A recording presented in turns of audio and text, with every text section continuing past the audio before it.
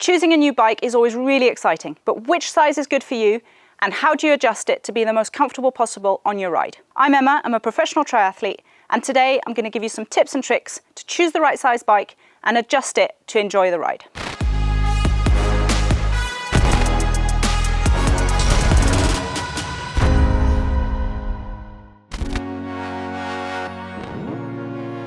So bear in mind that all the information I'm going to give you now are general rules to choose the size of bike that fits you and adjust it accordingly. Everyone is different, and depending on the way you're built and maybe previous injuries or comfort, you may need to adapt these measures and adjustments. If you have any doubt, head over to your local bike specialist who'll be able to help you adjust your bike in the best way for you. So to choose the frame size that best fits you, you'll need two initial measurements.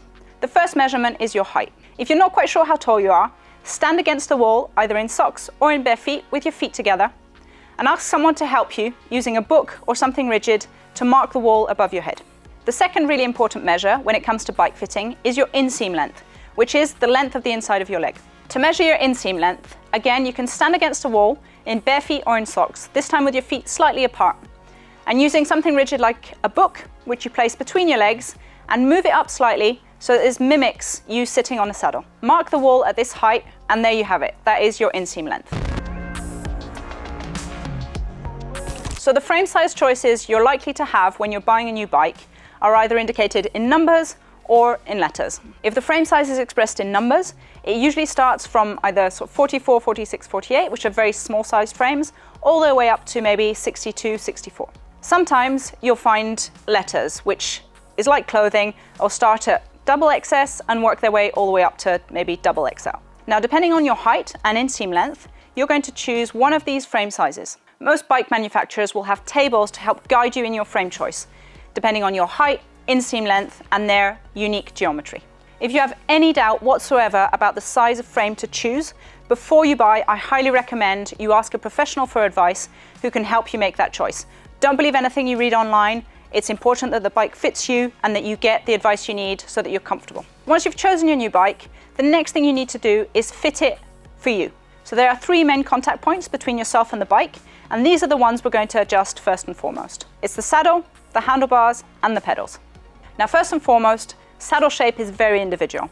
There are lots of different options out there, and what suits you may not suit someone else. So you might need a flatter saddle, you might need a saddle with a shorter nose, or you might need a saddle with a cutout to relieve some pressure points. Whichever saddle it is, I can only encourage you to take all the time you need to select the best one for you. It'll make a world of difference to your ride. So to adjust your saddle height, there are two main methods you can use to do this. The first is quite easy. Simply sit on the saddle, put your pedal at 6 o'clock, and place the heel of your foot, wearing your cycling shoes, on the pedal. If your leg is outstretched but touches the pedal, then this should be the correct saddle height for you. The second method is the Le Monde method. So using the inseam length you measured earlier, multiply it by 0.885, which will give you a sportive saddle height. If you're looking for a slightly more relaxed position, then multiply that number by 0.883. Note that these formulas are based on measures in centimeters. If you have measurements in inches, you will need to convert them beforehand. Once you've adjusted the height of your saddle, you're going to adjust the layback, which is basically how far forward or how far back your saddle is. Now, to do this again, sit on your bike, but this time bring your pedal to 3 o'clock.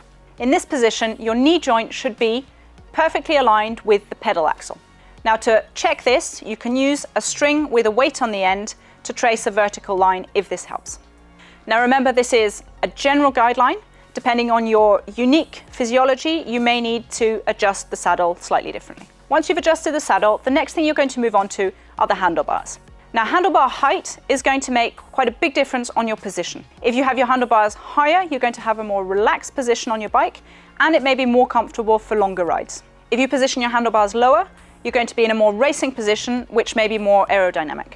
How far away the handlebars are from your seat is also going to be a big consideration. You want to be able to stay relaxed on your bicycle without being too stretched out, which again will cause unnecessary tension.